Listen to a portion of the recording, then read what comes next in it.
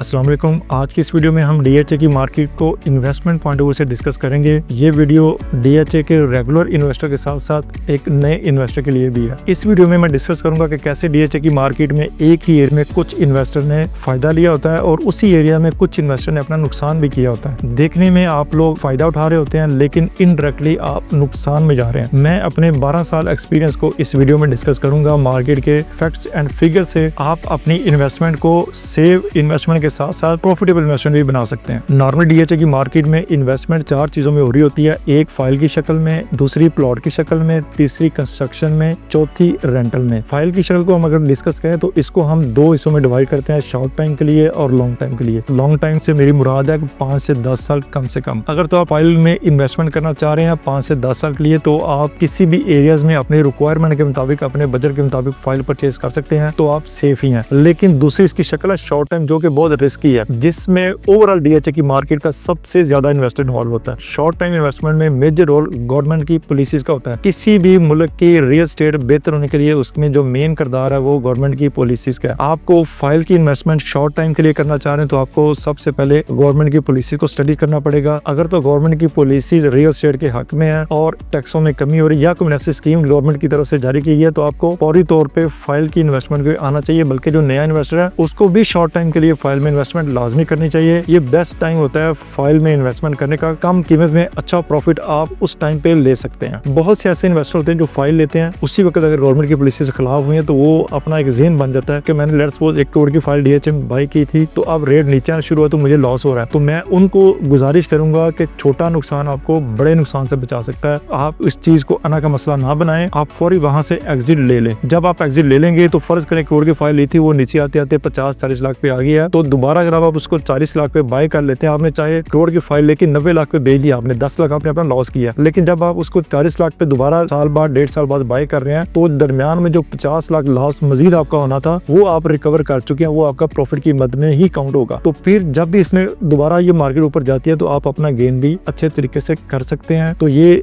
छोटा नुकसान आपको बड़े नुकसान से मैं हमेशा कहता हूँ बचा सकता है। तो ये टाइमली स्टेप लेने वाली चीजें होती हैं। फाइल में आपको मार्केट से टच रहना चाहिए, मार्केट की सूरत को देखते रहना चाहिए और अपनी शफलिंग साथ साथ करती रहनी चाहिए। किसी एक खास एरिया में जब रेट फाइल का बहुत ऊपर चला जाता है तो उससे मजीद ऊपर जाने की रेशो, प्रॉफिट की रेशो कम हो जाती है। तो आपको चाहे गवर्नमेंट की पॉलिसीज फाइल के रियल एस्टेट के हक में भी हैं, तो फिर भी आपको अपनी इन्वेस्टमेंट जब एक अच्छा प्रॉफिट आपको 50% या मोर देन इससे आ चुका हुआ है, तो मेरी आपको सजेशन है कि आपको वहां से अपने पैसे निकाल लेने चाहिए और दूसरी किसी इन्वेस्टमेंट को स्टडी करना चाहिए। दूसरी इन्वेस्टमेंट की शक्ल है प्लॉट की मद में। प्लॉट में 2 एरियाज नॉर्मली डिवाइड होते हैं, पोजेशन एरियाज हैं और एक है non possession areas. Possession areas में अब जब डीएचए लाहौर की बात करें तो फेज 1 to 5 के जो लोग हैं, उनमें जो लोग प्लॉट की मद में इन्वेस्टमेंट करके आते हैं, तो वो डायरेक्टली शायद समझ रहे होंगे कि डे बाय डे वक्त गुजरने के साथ साथ उनको वहां से प्राइस है वो बेहतर हो रही है। लेकिन अगर हम कंपैरिजन करें डीएचए के दूसरे एरियाज में, तो मैं सिंपली आपको बताऊं कि डीएचए फेज 1 to 5 में अगर साल के बाद आपकी जो प्रॉपर्टी की वैल्यू है वो बढ़ी है 20 लाख तक, तो बाकी एरियाज जो 6, 7, 8, 9 न्यूली डेवलप फेज हो रहे हैं, वहां पे प्रॉपर्टी प्राइस 20 लाख के मुकाबले में टोटल आपकी वैल्यू का कम बेशी से 4 गुना, 3 से 4 गुना ज्यादा बढ़ रही है। डायरेक्टली आप इसको देख रहे हैं कि हमें फायदा हो रहा है, लेकिन इनडायरेक्टली आपका नुकसान है। हर एरियाज का डीएचए में टाइम होता है, उसकी बाइंग हो रही है, फिर उसमें एक रिदम आता है, वो लेवल पे आता है, फिर उसकी जो प्रॉफिट की रेशियो वो कम हो जाती है। जिस तरह आज की बात करें तो डीएचए के फेज 1 to 5 में प्रॉफिट की रेशियो आने वाले वक्त में बिल्कुल कम रहेगी, जबकि जो न्यूली डेवलप फेज है उनकी प्रॉफिट की रेशियो इनसे 3 से 4 गुना ज्यादा होगी। आप पिछले 10 साल का डेटा ले लें, उससे पिछले का डेटा ले लें, अगर आप इसको सम अप करेंगे तो इस सम अप का यही नतीजा है कि आप फेज 1 to 5 में अपनी इन्वेस्टमेंट को फौरी तौर पे आपको शफल करके नए फेजेस में आना चाहिए। इसके अलावा प्लॉट की मद में 6, 7, 8 जो सेफ इन्वेस्टमेंट है डीएचए लाहौर में, वो इस वक्त 6, 7, 8 के साथ साथ फेज 9 प्रिज्म की है। अगर तो आप अपना घर बनाने का सोच रहे हैं, घर बना के रहने का सोच रहे हैं, तो फिर आपका टारगेट हो रहा है, फिर आप अपनी बजट के मुताबिक, अपनी लोकेशन के मुताबिक अपनी चीज को बाय कर सकते हैं। लेकिन अगर आप सिर्फ डीएचए में इन्वेस्टर हैं और इन्वेस्टमेंट का सोच रहे हैं, तो 6, 7, 8 को भी अगर हम कंपैरिजन करेंगे फेज 9 प्रिज्म के साथ, तो जो प्रॉफिट की रेशियो 6, 7, 8 में आप साल बाद ले रहे हैं, 9 प्रिज्म में जब भी मार्केट थोड़ी तेज होती है या आने वाले वक्त में तेज होगी, जो कि अगले 2 से 3 साल में मैं एक्सपेक्ट कर रहा हूँ कि मार्केट बहुत ज्यादा रियल एस्टेट की, पाकिस्तान रियल एस्टेट की मार्केट बहुत अच्छी होने जा रही है। लेकिन अभी ये वाला साल और अगला साल थोड़ी सी ये मार्केट रिदम में ही रहने के चांस है। जब मार्केट तेज होगी, जो प्रॉफिट की रेशियो है वो फेज 9 प्रिज्म की रेशियो 6, 7, 8 की रेशियो से डबल से भी ज्यादा होगी। कम प्राइस में एक अच्छी इन्वेस्टमेंट DH Valour में इस वक्त फेज 9 प्रिज्म है, क्योंकि इसके ऑन ग्राउंड सारी डेवलपमेंट हो चुकी हुई है, पोजेशन उसके 25% हिस्से पे आ चुका हुआ है। प्लॉट के साथ साथ अगर दूसरी एक इन्वेस्टमेंट की शक्ल है कंस्ट्रक्शन पॉइंट ऑफ व्यू से, बहुत से लोग हैं जो कंस्ट्रक्शन में गलती करते हैं। एक तो उनको नया नया शौक आता है कि यार वो कंस्ट्रक्शन घर बना के बेचेंगे तो हमें प्रॉफिट आ जाएगा, जबकि उनका इस फील्ड से कोई तजुर्बा नहीं होता। तो मेरी उनसे गुजारिश है कि आप सबसे पहले ज्वाइंट वेंचर करें 2 से 3 साल किसी रेलेवेंट बंदे से, जो कि खास तौर पर DHA की मार्केट में, क्योंकि कंपटीशन बहुत हो चुका है, तो आपको चाहिए कि DHA की मार्केट में जिनके सबसे अच्छे घर बन रहे हैं, जो कि बिल्कुल कंस्ट्रक्शन में ट्रैक के ऊपर है, उसके साथ आप ज्वाइंट वेंचर करें। 2-3 साल में 1-2 घर उनके साथ मिलकर बनाएं, उसके बाद आप इस कंस्ट्रक्शन की फील्ड में कूद आएं। इसमें बिल्कुल पोटेंशियल है। जो घर का खरीदार उसकी साइकी बिल्कुल डिफरेंट है, वो आता है डेवलप एरिया में जहाँ पे इर्द गिर्द घरों की रेल पे लोग वो वहाँ पे घर बाय करता है। तो बहुत से जो बिल्डर नजर आता है वो नॉन डेवलप एरिया में जहाँ के अभी नया नया पोजेशन है तो वहाँ पे घर बना के बेचना शुरू कर देते हैं। इस तरह के घर और कम क्वालिटी के घर जो है वो DHA में 3-3, 5-5 साल लोगों की इन्वेस्टमेंट ना सिर्फ स्टक रही है, बल्कि स्टक होने के साथ साथ उन्होंने 3 से 5 साल बाद अपनी इन्वेस्टमेंट लॉस के साथ निकाली है। तो इसलिए मैं कह रहा हूँ कि आप सबसे पहले इस फील्ड को डीपली स्टडी करें और आपने ये अपना प्रोफेशन बनाना है। ये फुल टाइम जॉब है। आप इसको ये ना समझे कि मेरा ये फला जॉब है या मेरा ये कारोबार है तो उसके साथ मैं कंस्ट्रक्शन बिजनेस कर लूंगा, ये बिल्कुल झूठी है। DHA में बहुत ज्यादा कंपटीशन है। इस कंपटीशन के अंदर अगर आप इसको फुल टाइम जॉब करेंगे और आप इसको इन फ्यूचर अपनी फुल टाइम जॉब बनाएंगे तो आप इसमें एक अच्छा खासा प्रॉफिट ले सकते हैं। लेकिन अगर आप इसको टेम्परेरी ले लें तो आप 90% चांस है कि आप नुकसान में जाएंगे। चौथी और आखिरी चीज है वो है रेंटल इन्वेस्टमेंट। रेंटल इन्वेस्टमेंट में आप हमेशा उन एरियाज को टारगेट करें जिसमें कम से कम 60% डेवलप हो चुकी हुई है, 40% प्लॉट खाली है। उन एरियाज में इन्वेस्टमेंट करने का फायदा यह है, एक तो साथ साथ आपको रेंटल आता रहता है और दूसरा आपकी कैपिटल एप्रिसिएशन भी बढ़ती रहती है। DHA लाहौर में कैपिटल एप्रिसिएशन की बात करें तो कोविड 2020 से बाद में तकरीबन DHA फेज 6 टू ऑनवर्ड सारे फेजों में प्राइसेस डबल गई हैं, लेकिन DHA 1 to 6 के एरियाज में जो मेन MB कमर्शियल है उसमें उस हिसाब से रेशो नहीं बढ़ी। उसकी मेन रीजन ये थी कि वो ऑलरेडी अपने पीक पे पहुंची हुई थी। अगर आपकी इन्वेस्टमेंट DHA में कहीं स्टक हो चुकी है या एक नया जो बायर है वो DHA में इन्वेस्टमेंट करना चाह रहा है, DHA के हवाले से किसी भी क्यूरी के लिए सिंसियर गाइडेंस के लिए आप दिए गए नंबर पर रब्ता कर सकते हैं।